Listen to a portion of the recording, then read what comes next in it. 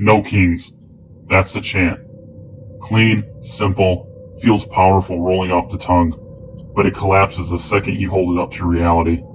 Because the same people yelling no kings are doing it in broad daylight with cameras out, signs raised, voices amplified, under a system that, unlike an actual king, allows them to do exactly that. That's a contradiction they don't want to touch. Real kings don't negotiate with protests. They don't tolerate them. You don't get a weekend march and a police escort. You don't get viral clips and hashtags. You don't get to go home afterward and upload your defiance for likes. You get shut down. Immediately. So what are we actually looking at? Not rebellion, not resistance. A performance made possible by the very structure being condemned. And that doesn't mean the system is clean. It isn't. Powers get abused. Bureaucracy bloats.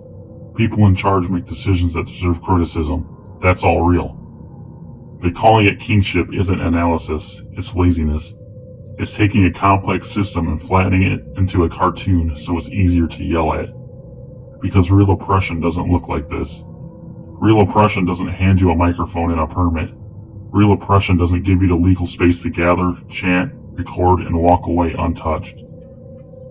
If you truly believe there are no kings, then you should understand what that actually requires. Structure, law, enforcement, consequences, the very thing that makes a functioning society possible. Strip all that away and you don't get freedom, you get a vacuum. And vacuums don't stay empty. Someone always fills them. Always. And history is very clear about what usually comes next. It's not equality. It's not peace. It's something harsher, more absolute, less forgiving than what came before. So this chant, no kings, is not a plan.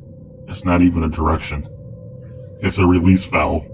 A slogan that feels like control without requiring any understanding of how control actually works.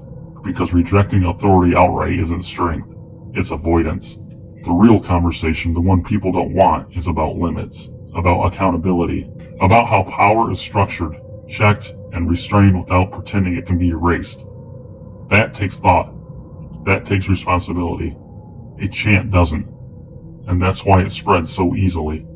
It sounds like defiance, but in reality, it's only possible because you're not living under the things you claim to be fighting.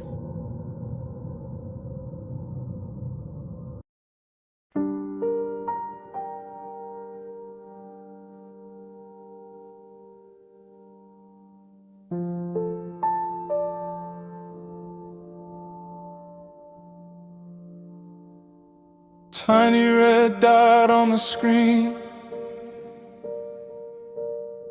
feels like an eye on my teeth when I speak.